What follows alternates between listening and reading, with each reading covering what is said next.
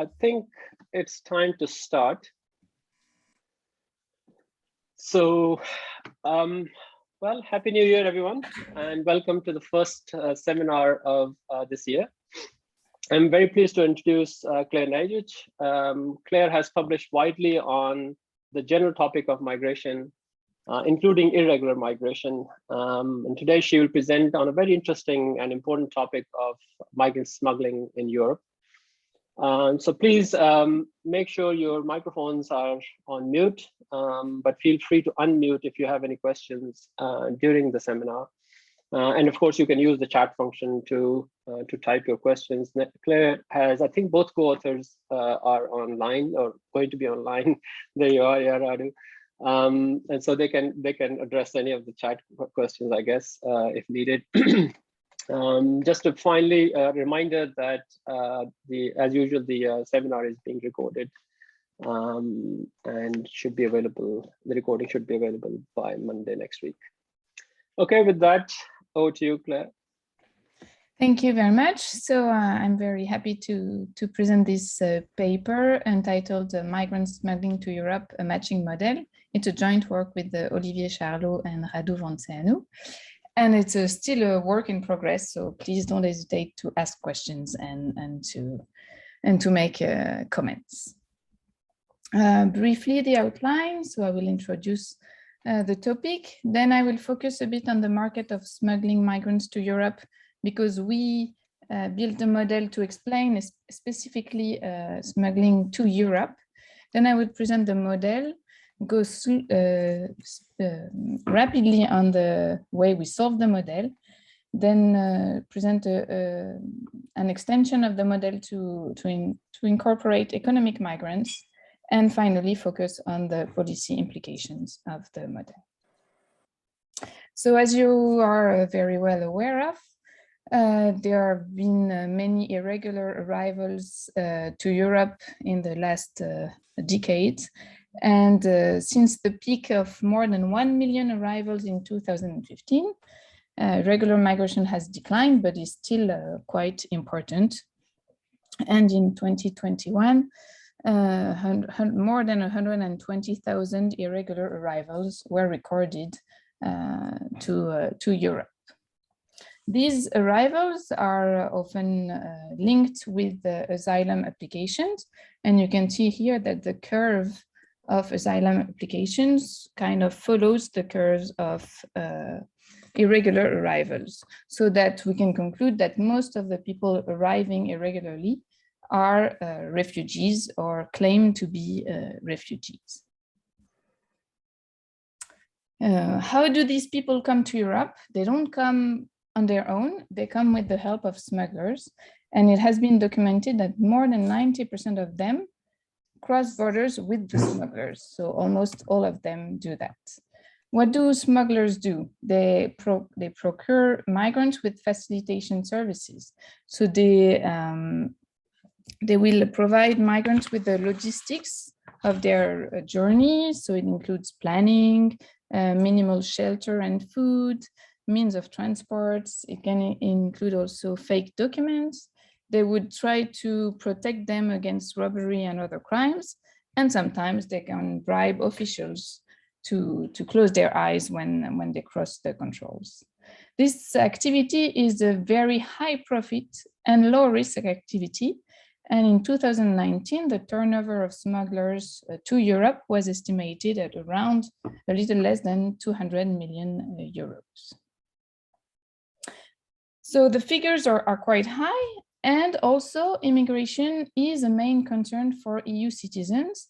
And the last Eurobarometer of 2021 specified that environment and climate change was the first concern of EU citizens, followed directly by immigration.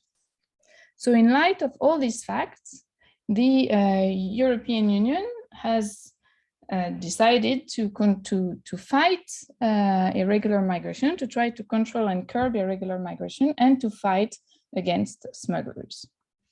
In order to do that, they implement policy measures that we decided to classify into 3 categories: internal measures, where they are going to impact migrants' expected payoff. So they want to decrease incentives to come to Europe. Let's say the reciprocal policy measure would be the humanitarian measures, where Europe would try to improve the living standards at home to decrease incentives to leave the origin country. And also, they try to fight against smuggling by making smuggling a high risk and low profit activity. And to do that, they implement cooperation with origin and transit countries. So what do we intend to do in this paper? We want to look at the impact of these policies on the numbers of irregular migrants and smugglers, but also on the migrants' welfare. How do we do that? We build a matching model of the smuggling market that is specifically adapted to the European case, and we try to simulate the model to better analyze the impact of these policies. What do we already know about the smuggling market? So a few authors have been working on that, and we received the brief review of the literature review in the handbook sent by Klaus. So most of these authors, they focus on a specific assumption according to which migrants don't have the means to pay for the smuggling costs. And so they enter in a debt contract with the smugglers. And then they study the impact of policies in that specific context. And here we don't assume that. We assume that migrants are able to pay for the cost of migration, and they don't enter into a debt contract. Then there are some other papers that focus on the trade-off between irregular and regular migration, and in particular the paper by Oriol and Mena, who present the first industrial organization model of the smuggling market. But they assume imperfect competition, and we will assume that there is a perfect competition between the smugglers.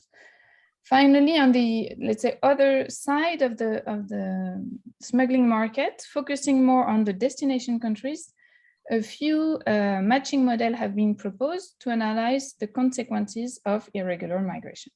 So what we do is kind of a mix of the two, because we take the matching approach, but to understand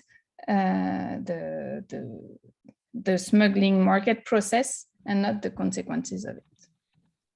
So we propose a dynamic model inspired by the matching labor market of Piesarides. And why do we use that kind of model? Because we are focusing on an illegal and opaque market, which is characterized by trade frictions. So transactions happen in a context of illegality, asymmetric information, and low trust. And this is perfectly well represented by the matching labor market.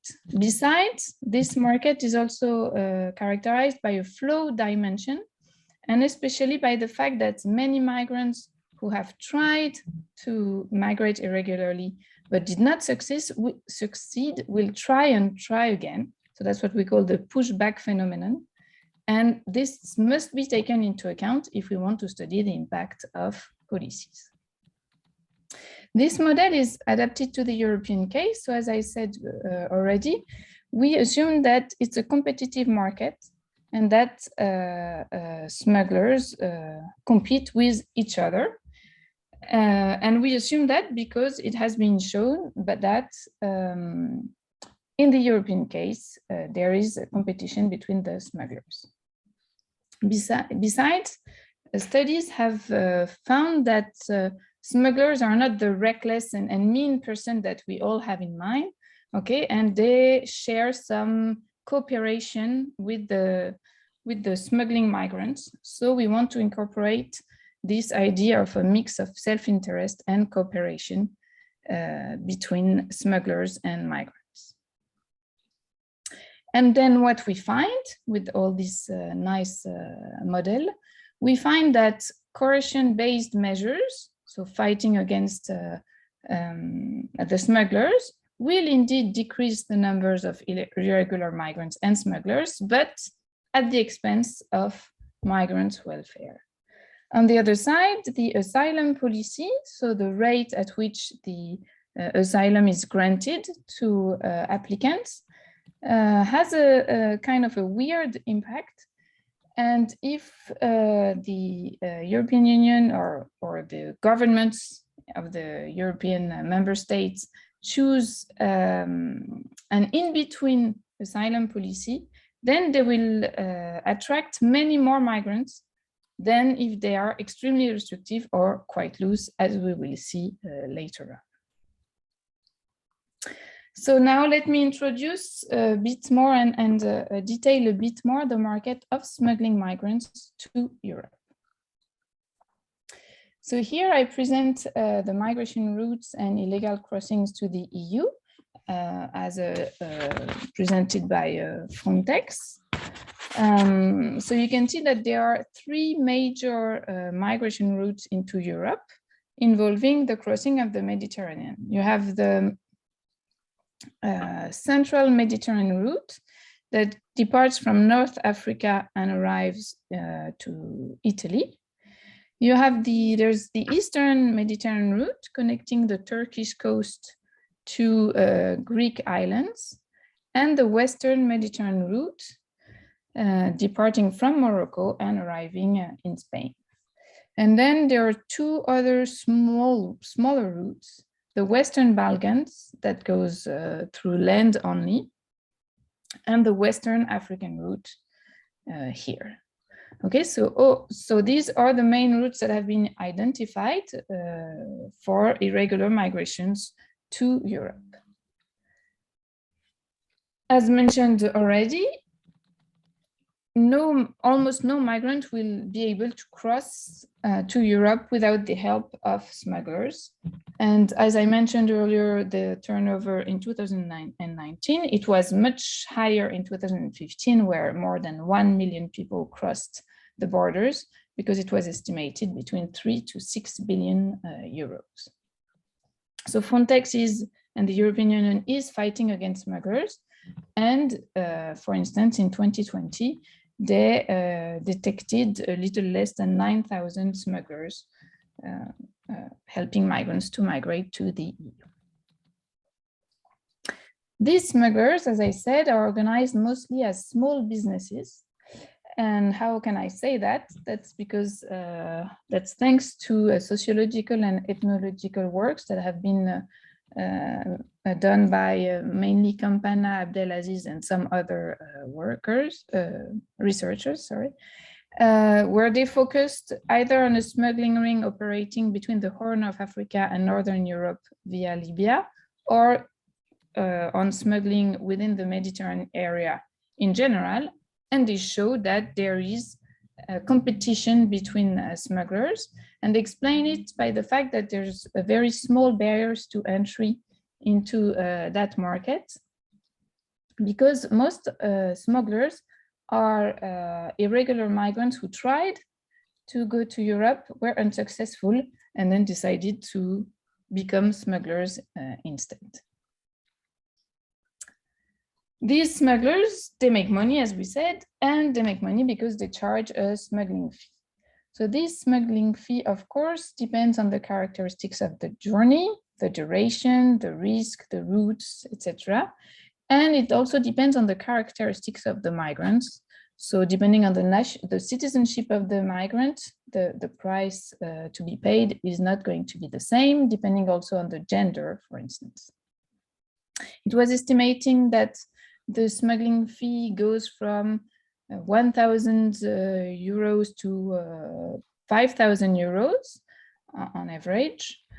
Okay, and the payment arrangement in the case of migration to Europe is usually very simple. The migrants pay directly the smugglers for the whole smuggling trip.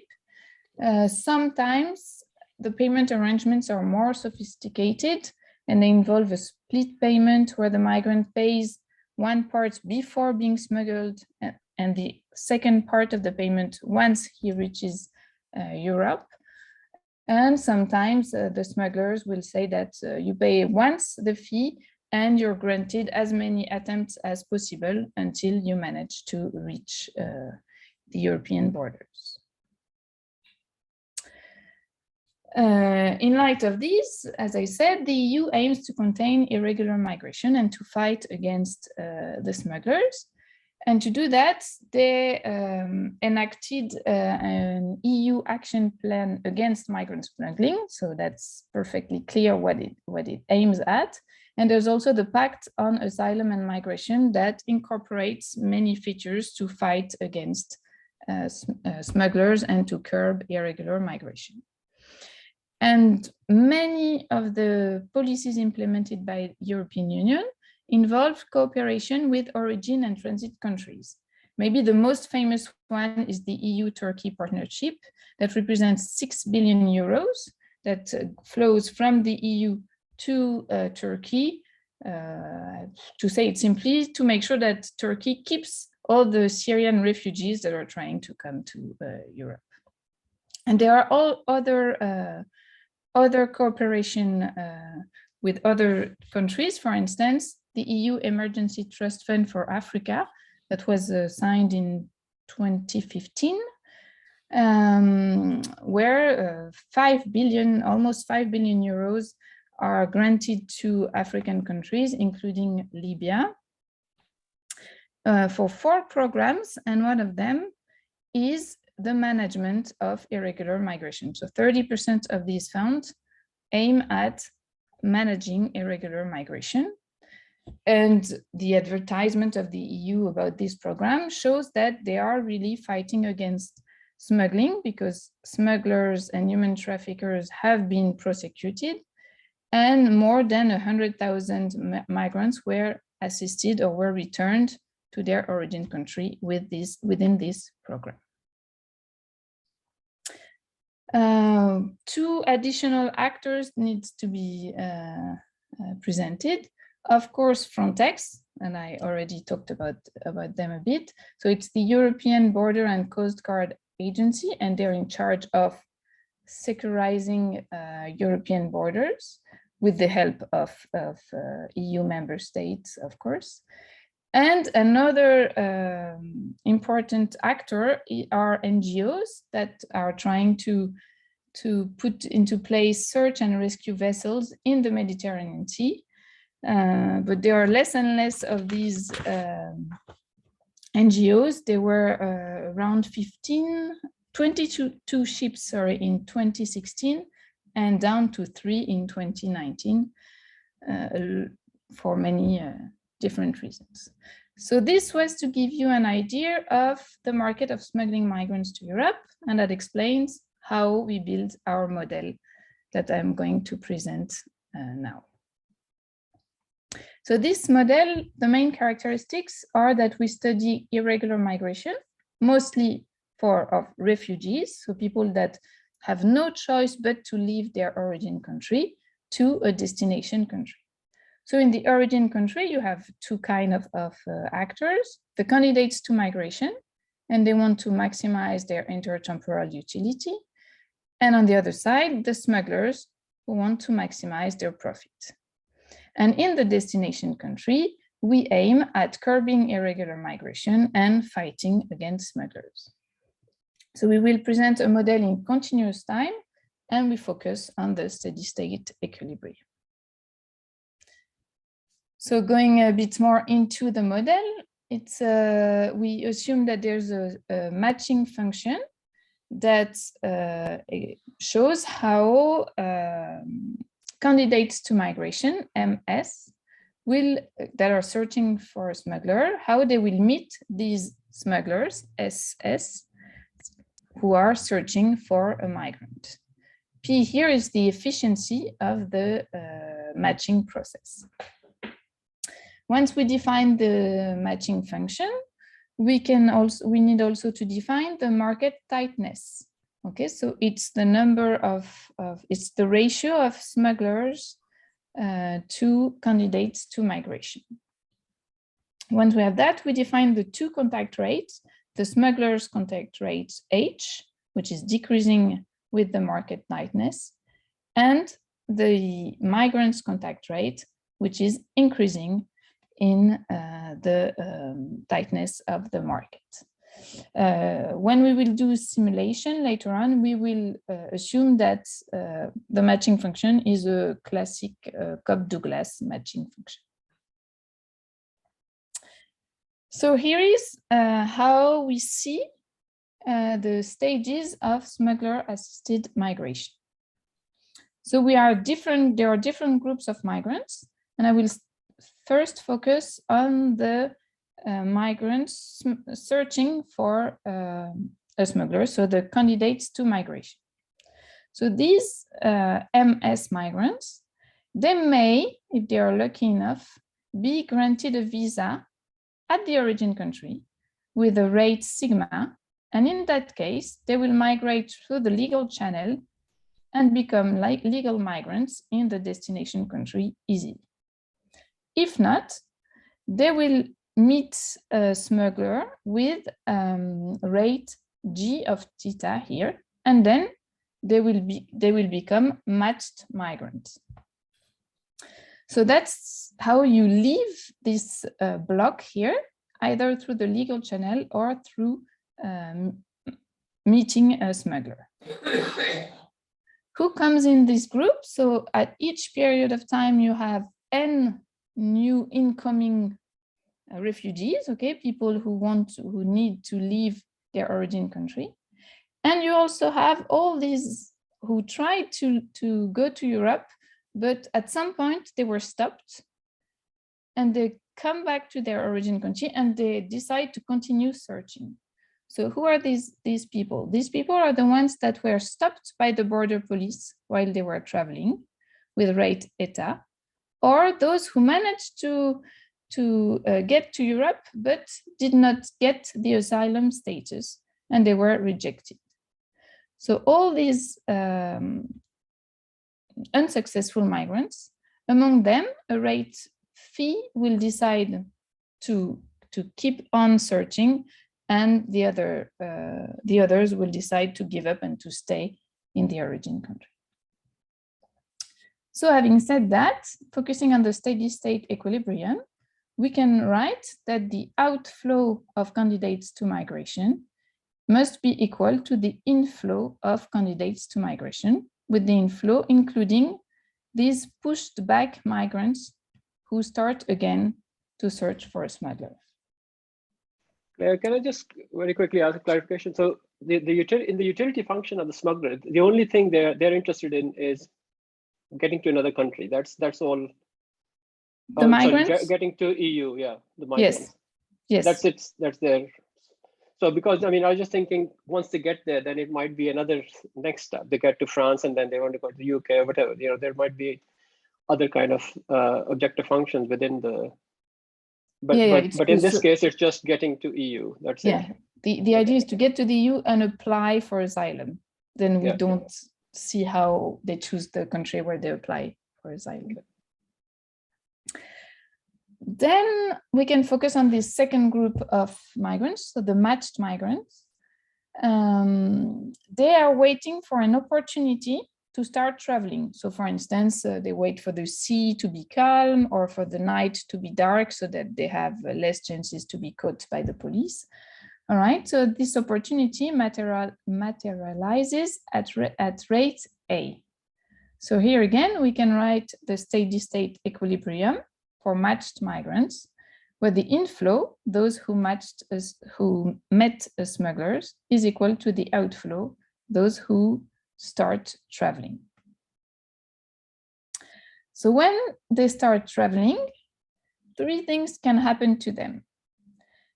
They can unfortunately die during when they cross the sea mainly, or any time in the journey, at rate delta here.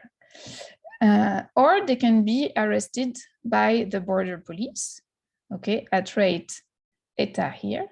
Or if they're lucky enough, they will manage to arrive in the destination country at rate lambda. So finally, we can write the last steady state equilibrium for traveling migrant, where the inflow, those who were traveling, okay, is equal to the outflow, those who died, those who were arrested, and those who managed to arrive in the destination country. And then just briefly, once they arrive in the destination country, they have their asylum application granted with rate mu or rejected with rate 1 minus mu.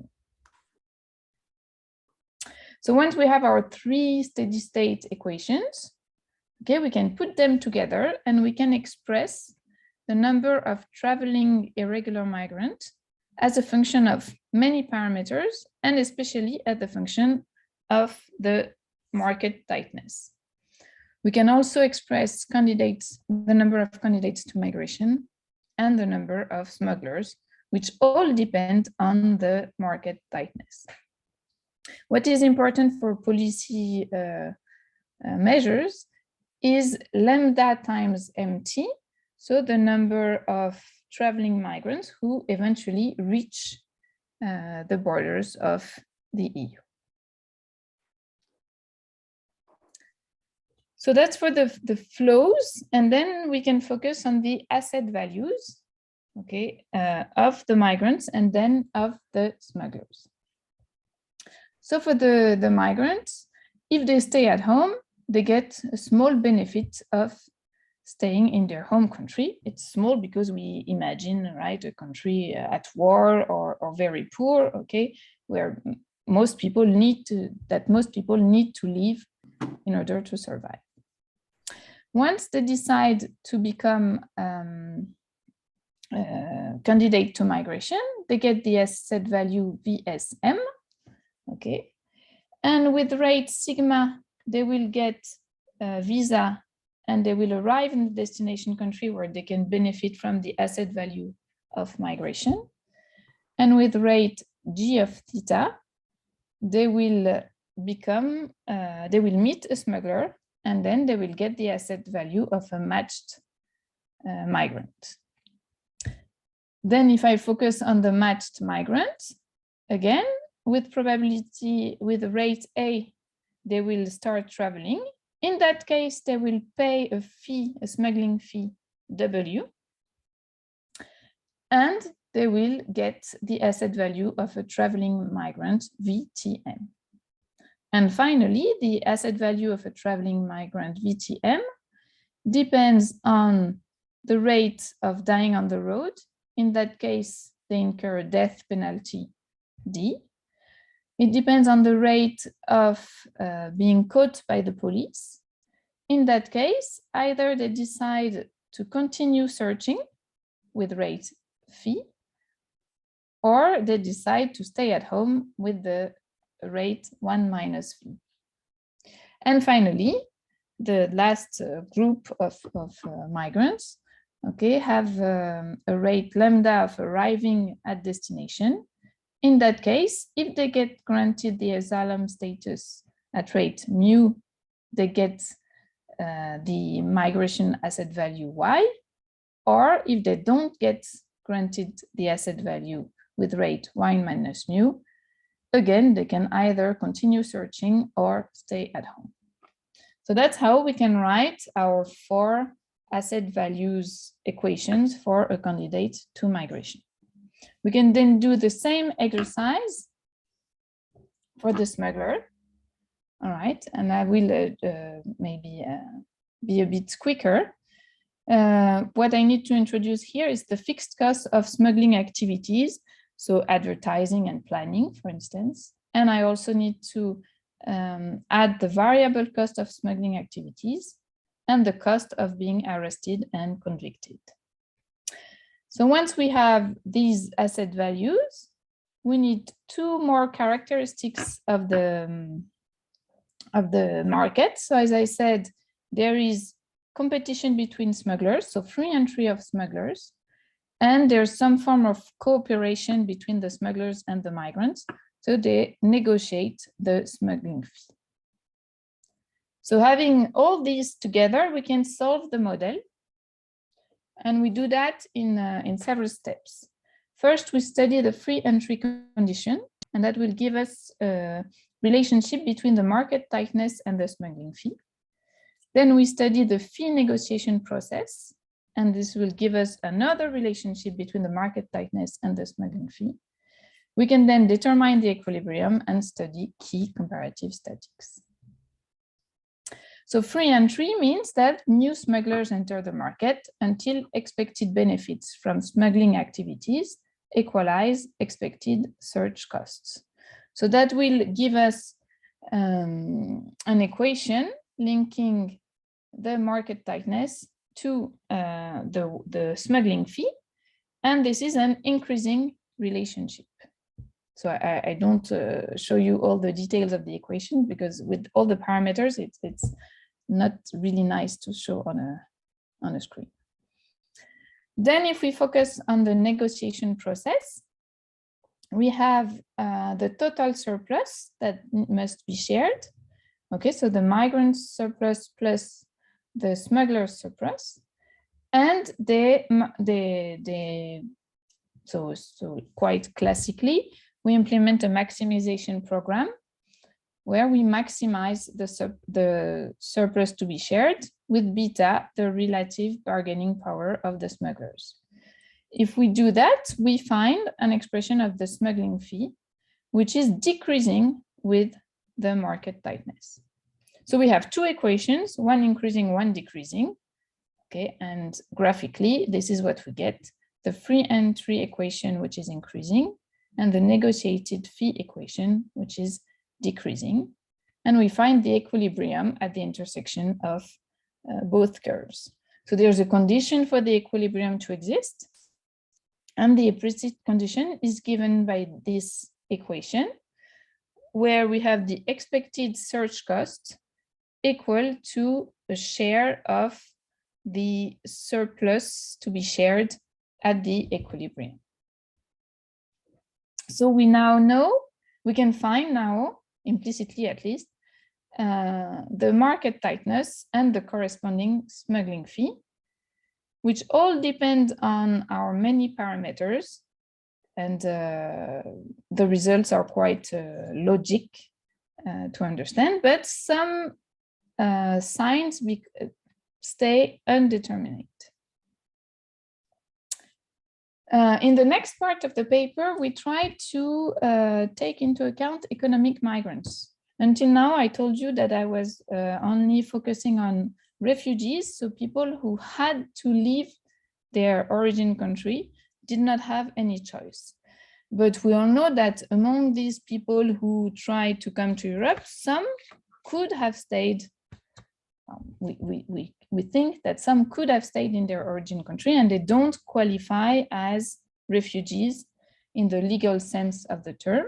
So we wanted to try to see how we could incorporate these economic migrants into the picture. So economic migrants have a different way of thinking about migration, because this time they have a trade-off between staying and leaving, contrarily to refugees who just have to leave. Right, so they will migrate only if migrating gives them an asset value higher than staying at home. So we assume that these economic migrants are heterogeneous with respect to the cost of migration. And we find a threshold cost for the individual who is indifferent between staying and leaving. We can then express the number of economic migrants as a function of this threshold cost, and then the total number of incoming candidates to migration, so not the candidates to migration, but the incoming flow, is going to be the refugees plus these economic migrants. And then we will need to look at how parameters impact the number of economic migrants. And this is what we do here. And again, some parameters we cannot, well, theoretically at least, sign their impact on the number of economic migrants. So this is why we resort to simulations in order to better understand the impact of all these policies. So as I said in introduction, EU migration policies can take different forms.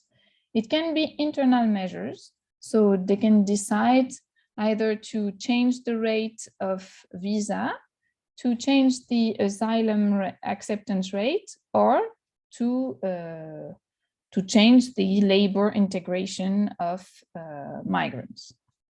They can also, as we saw earlier, decide to fight against smugglers with this cooperation with origin and transit countries. And here I will focus mainly on the arrest rate and its impact on the number of migrants.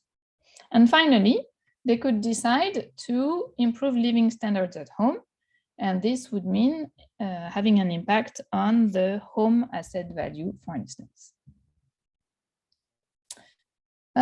So here I present briefly the simulation parameters. What I would like just to say, as I said, we use a Cobb-Douglas matching function, and we assume that the gain from migrating is 30 times the gain of staying at home.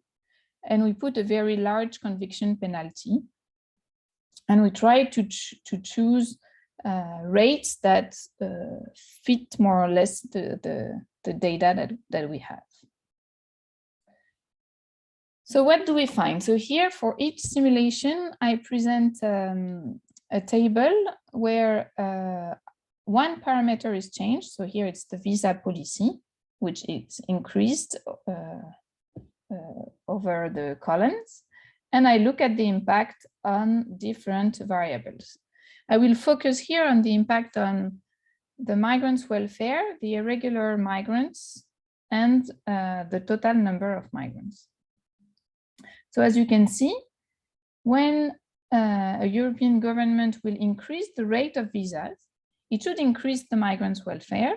And what is quite interesting is that it will decrease the number of irregular migrants, increase the number of legal migrants, but in total, the total number of migrants will decrease. So by increasing the legal channel, in this model, at least, we find that total migration should decrease because the number of irregular migrants will decrease more than the increase in legal migrants. And this will be also useful to fight against smugglers because it will decrease the number of smugglers and decrease the smuggling fee. If we look at another internal measure, here we looked at the asylum policy. So the rate at which asylum is accorded to applicants. We look at what happens if you decrease this rate. And what is quite surprising or interesting is that at first, when you decrease the rate of acceptance, it will increase the number of irregular migrants, and then it will finally decrease. So as I said earlier, it's linked to this pushback phenomenon because all those who don't get the asylum status may start again to migrate to the destination country. So here it's easier maybe to see. We graph the number of irregular migrants as a function of the acceptance rate. And we see that it will first increase, and that if we have a medium asylum policy, then we will maximize the number of irregular migrants. And if we have a very lenient policy, we will minimize the number of migrants. And finally, the last internal measures that we focus on is the labor integration, the labor market outcome of migrants. So here, what happens if it is increased over the columns here? We see that, of course, it will increase the migrants' welfare, it will increase the number of irregular migrants, and it will increase the number of smugglers. So the lesson here is that if you want less irregular migrants, then you need to decrease the labor market outcome of these migrants. Then focusing on the policy of making smuggling a high-risk, low-profit activity. As I said, I'm not focusing on the parameters of smuggling costs and some other parameters. I can afterwards if you want, but here I will focus mainly on the border policy. And we find very, let's say, classic results that if you increase the arrest rate, you will decrease the migrants' welfare, you will decrease the number of irregular migrants, and you will decrease the number of smugglers. Finally, looking at humanitarian policies, we look at what happens if the destination governments put in place policies that improve living conditions at home, so increase V. What we find here is that the results are going to depend on fee, so the rate of trying again to migrate. So here in that case, when almost everybody is trying again to migrate, okay, increasing V will have a very small impact on the migrants' welfare, on the number of irregular migrants, and on the number of smugglers. Okay, it will impact them, but not much.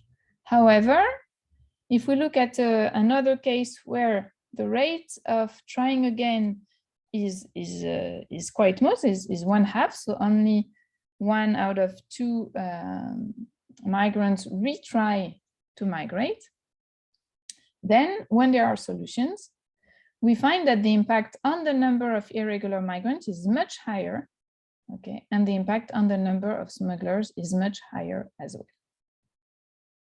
So increasing the home asset value will have the weird impact that it will increase the number of irregular migrants and it will increase the number of smugglers. This is again because of this fact that we have this pushback phenomenon, and the home asset value enters positively the surplus to be shared between migrants and smugglers.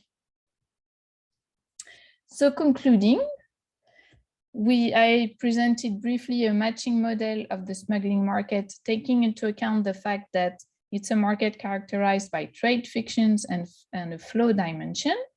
It has been adapted to the European case, so it accounts for a competitive market, a mix of self-interest and cooperation, and a travel structure related to EU transit routes.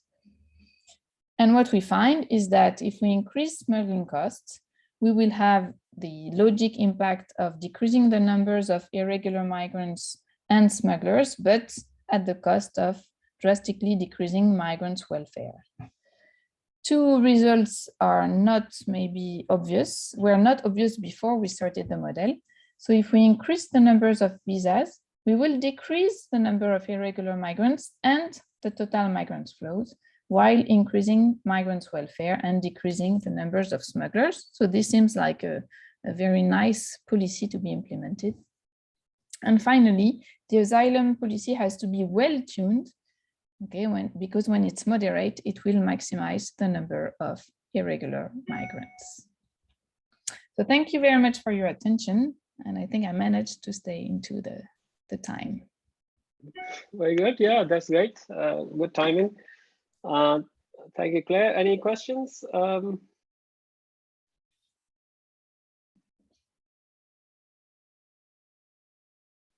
So while I have one there you are. Fine. Okay. I have a simple question to ask. Can I ask Claire a question? Yeah, sure. Yeah. So when I was looking at whatever that particular dynamic model, where does the weather come into play? In other words, when I'm looking at it, I mean, when you're looking at smugglers. So, I mean, did I miss something? I mean, the weather you asked me, right? Yes. Yes. Let me... Here. So here we have this race A, which materializes the opportunity to start traveling. So we were imagining that so people found the smuggler, and then the smuggler waits for the sea to be calm, for instance, and then they can manage to board the ship and try to cross the Mediterranean Sea. for instance. Okay, So that's where the weather. So basically, all the migrants we are looking here, they're always crossing by sea, right? I mean, like that's the only way. So that's not the only way. That's the main routes. So the main routes are through the Mediterranean, at least today. There's one route which is through land only, the Balkan route. So maybe this opportunity is going to be higher, let's say, for them. I mean, maybe they depend less on the weather or on, but I don't know, maybe they don't want to travel when the moon is shining too high and they will be easily caught. So I guess it also depends. You cannot always travel when you want to. Okay, good. Okay, thank you. We have Reinhard, who wants to has 3 questions. Is that? Yeah, I'll probably try to keep it as brief as possible. I'm mostly curious about whether some additional features have been considered or how these additional features, where they integrated in such a model, how they may or may not drive the outcomes. So the first, I was wondering whether the matching efficiency has to be constant or it can change over time. Why? What we have been observing is that the smuggling technology has been changing over time. So for instance, in the beginning, in the Mediterranean, big boats were used, and these boats became smaller and smaller over time and also less and less seaworthy. This, however, was partly driven by the availability of boats and also certain EU policy measures. So that is one question. The other one refers, and it's great that we have this slide up. So when we are traveling at sea, we have eta, delta, and lambda. Mm-hmm. I think there may be a 4th outcome, like being stuck. If we think both about the case of Turkey and Libya, which are the major transit countries, Turkey is basically designed based on the EU-Turkey deal to be a country to be stuck in. By design, that is the whole thing, the whole reason for this deal being in existence. So hardly any one of these migrants will ever reach the EU, and some of those who have been leaving, for instance, Syria or Afghanistan over the last few years, they were aware of that this is a very slim chance. And then we also have these sea-based pushbacks where migrant boats have been intercepted by the Libyan Coast Guard and sent back, but not having the chance to start again, but they were ending up in detention centers. And we're also talking about surprisingly large numbers. So not just being sent back, go for another round, but being sent back or held back and then ending up in this kind of limbo situation. This is also driven in part by European policies. So I wonder how this 4th outcome may impact the result. And then the last thing, and then I'll also shut up. What is the EU's interest? Is it mainly about lambda, or is it also about delta?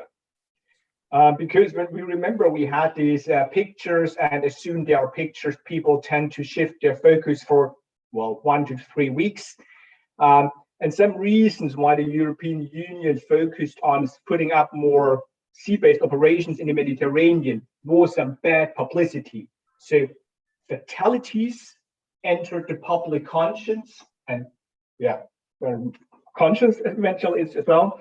And then the European Union decided to act, or some member states.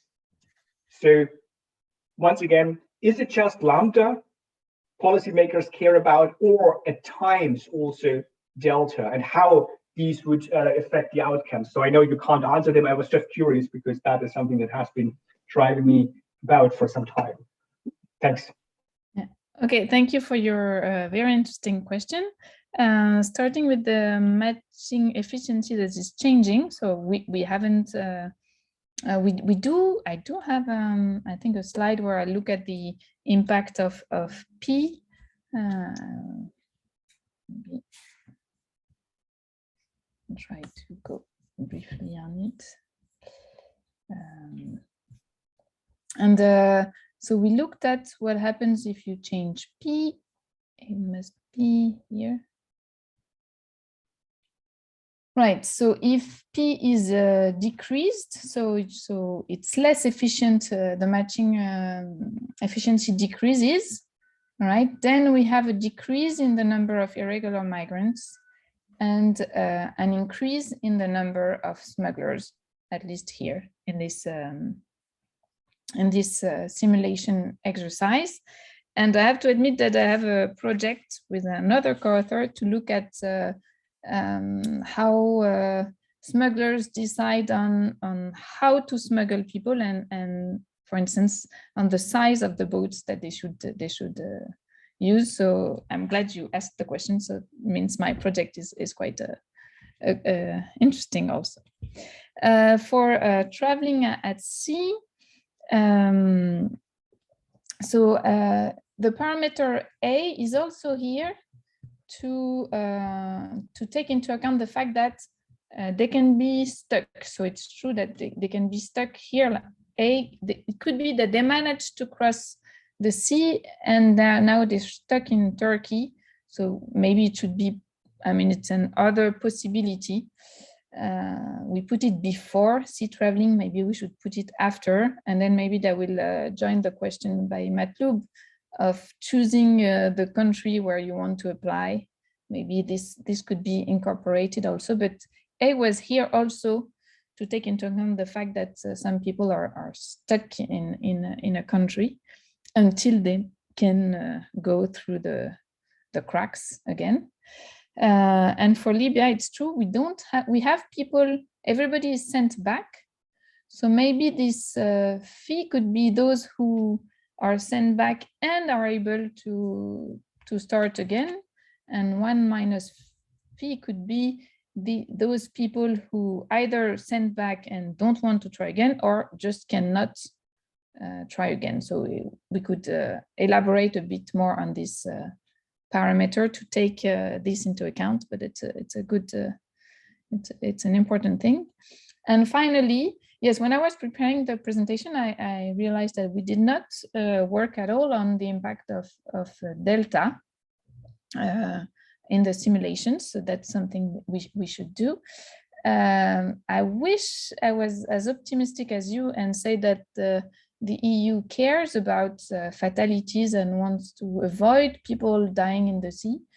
But when I looked at the number of NGOs that are working in the Mediterranean Sea, and when I see that the number of boats decreased from more than 20 to only 3, and mostly because of the legal actions of EU governments, I'm not sure the European Union is really trying to minimize the number of fatalities. But in any case, we should look at how delta impacts the number of irregular migrants as well. Just in terms of the A thing, the getting stuck, I was thinking in terms of your model, it doesn't really make a difference, right? Because for you, it is either they get there or not, in a way. So if they are stuck, then it's as bad as staying at home, so to speak, or not managing to. Is that right interpretation of your model? In a way, the utility function is maximized once they get to the EU. That's the kind of the objective function, so to speak. Yeah, that's true. But the main difference would be that once you have this opportunity to travel, then you pay the smuggling fee. So, and in terms of the timing, and if you don't have the opportunity to travel, you don't pay the smuggling fee. So being stuck after you paid is not exactly the same as being stuck before you paid, I would say. I have other issues with, or other questions rather about the fee and stuff as well. But let's see if other people have any other questions.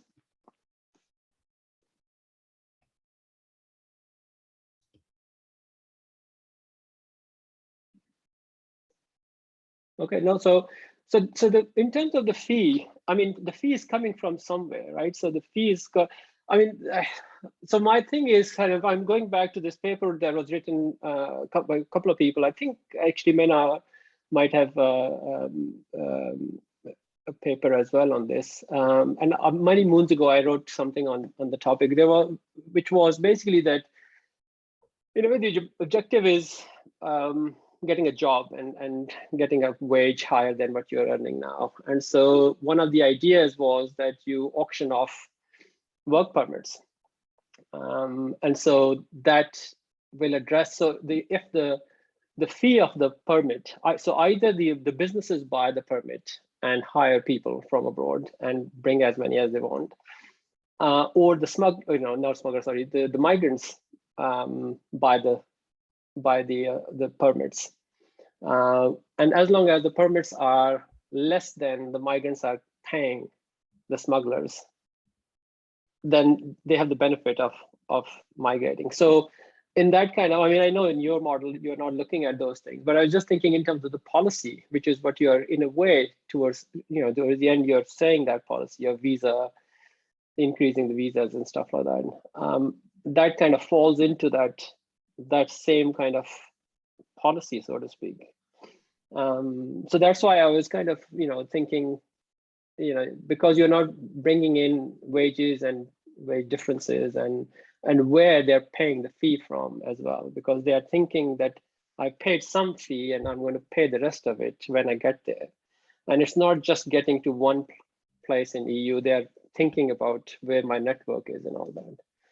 I know it's a kind of a more wider, a wider kind of concept, but I was just thinking that those are the kind of nitty-gritty of some of the smuggling aspects that might. Yeah, so I'm all for adding some more steps and some more parameters, but I'm not sure. Then even me, I will track my own model if I put more in it. Get it more. I mean, you do talk about the labor market, so I suppose there is that. Yeah, that element. So that's why we try to incorporate in a very simple way the economic migrants, because we cannot, or we can just focus on the refugees. I agree with you that the fees is something that can be problematic, because here we assume that they are able to pay for the fee and then they start traveling. And then we say that then they will continue searching and they will repay for the fee. So we would like to be able to make an extension where this parameter fee of continuing searching will depend on the fee and on the level of, on how rich the migrant is. And if he's able to repay for the fee or not. So I think that's how we could incorporate maybe this. But here we don't have, except for the economic migrants at the end, but we don't have a trade-off between staying and migrating, because they just have to migrate. That's the idea. Okay, anything else? You're just about 1 or 2, well, my 2 o'clock. Well, thank you very much. It seems everybody's happy with it. So thank you very much. Thank you, Claire, for presenting an interesting topic and an interesting paper. And yeah, thanks very much. And thanks to everybody for joining us and asking questions. So we'll stop here. Thank you very much for having me, and hope to see you some other time. Yeah. So